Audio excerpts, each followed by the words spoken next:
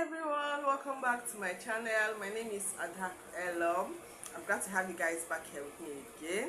If you're new here, thank you for tuning in. Thank you for coming into this community. Please do well to subscribe. And to our old subscribers, thank you for always being there. Thank you very much. Okay. Alright, so today I will be talking about something very personal. It's also very important. Yes, it's no other than my fibroid journey. Yes, my fibroid journey. Um, I'll be sharing my story, what I have learned, and then hopefully help someone out there who feels that she's alone. I just want you to know that you're not alone, right? You're not alone. In this in this fibroid journey, you're not alone. Okay.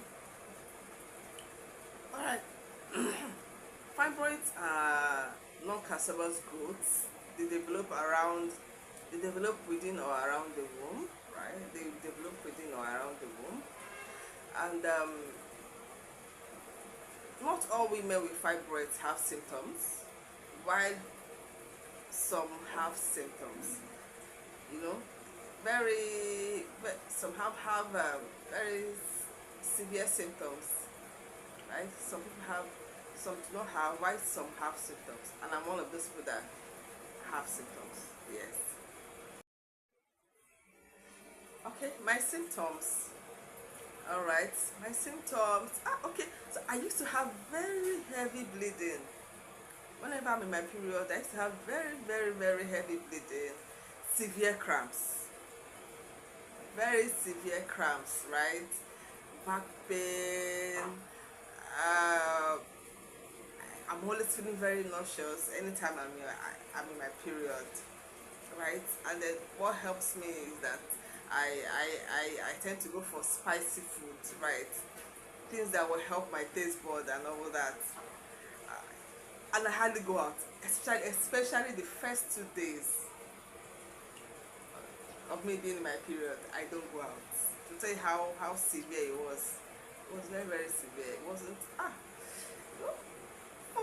now I can't even imagine how I was able to pull through at that very tender age, right? If these symptoms I just mentioned sounds very familiar to you, just know that you're not alone. You're not alone, right? Okay, my diagnosis. Alright, so I was diagnosed with fibroid.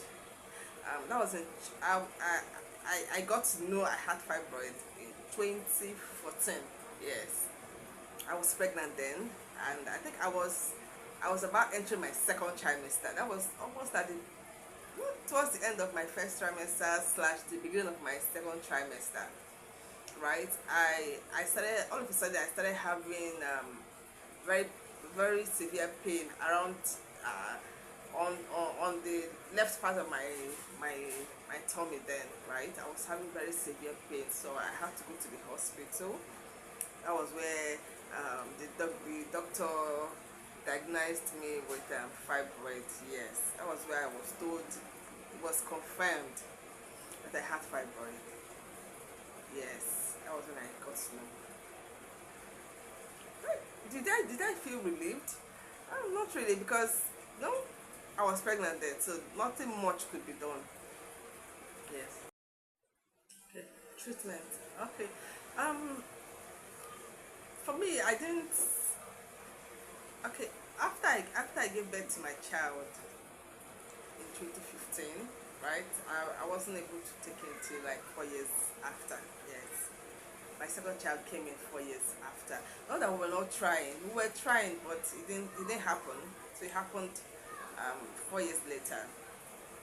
But in between that period, I was taking I was also trying the herbal remedies, right?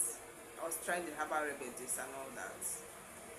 I don't know if you have anybody that has tried the herbal remedy and it worked. Because for me, I don't think it worked. I'm not sure they work. But if you have anybody, if you can let me know in the comment section if you know anybody who tried the herbal remedy and it worked. Yes, you can let me know in the comment section. And I remember also, okay, so after I gave birth to my child, my second child, right, the fibroid grew bigger. The second pregnancy was not a smooth one. It wasn't smooth at all. It wasn't. It was like the child, the baby and the fibroid were, no, we were struggling to survive in the womb. So I was the one at the receiving end. I was always in pain. I was always in pain. No, I was in pain all through my pregnancy. Same thing happened to my third pregnancy, which happened like 2 years after. But no, I was able to take in like 2 years after my second child. I took in for my third child, my third pregnancy. I took in for my third child. It was also a struggle for me because I was in constant pain. I was in constant pain, right? It wasn't so easy. So I think it was even after I gave birth, to my third child, that I started considering the possible treatment options available. Right? For me, I had never thought of surgery because I'm scared of being under the knife. Yes. Maybe I might change my mind much later. But for now, I really don't want to go under the knife for now. Yes. And then at some point, I wanted to go for the HIFU. That's the high intensity focused ultrasound procedure. It's a procedure where they use ultrasound wave to destroy the fibroid. But I could not proceed because it costed a lot, right? A lot of money was involved, so I just put it aside. Yes. So those were the treatment options that I had tried. I had tried the herbal remedies. For me, it didn't work. It did not work. And then I wanted to go for HIFU, right? Because of the finance involved, I had to put a stop to it.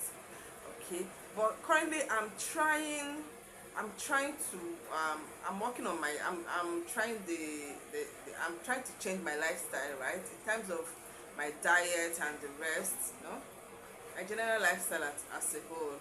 I'm working on it here, right?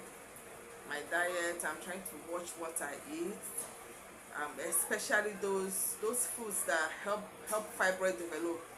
I've gone online to know this, and I was told by the doctor too of things that can help me manage the fibroid, right? Sugary things are not allowed if you really want to help yourself, right? So those are the treatment options that I have tried.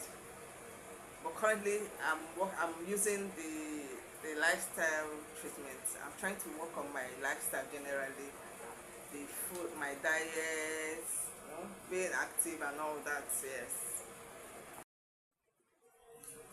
Okay, what I wish I knew before now. Okay, so looking back, I wish I had known that heavy periods are not normal.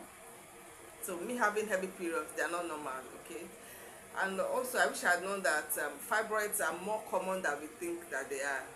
They are very, very common, right? Right. And I also wish that I had known that it is okay for me to ask for help, right? And also talk about it.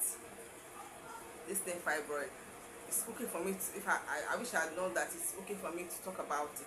Maybe I would have gotten the answers I got earlier than I did.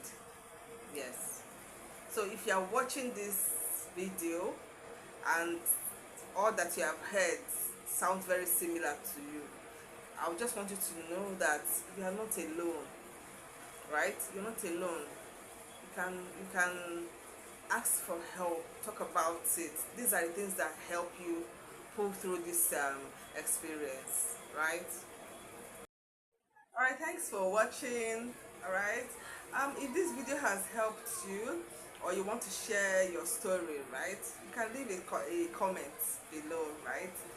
I want us to create a community of support for women who are going through this fibroids, right? And also for women who are going through other reproductive issues. A lot of women going through a lot when it comes to reproduction. They are going through a lot. So I want us to create that safe space, right, for them to come into, and be healed and be helped. Right? Thank you for watching. Remember to take care of yourself as a woman. Take care of yourself. It is worth doing. See you in the next one. Bye.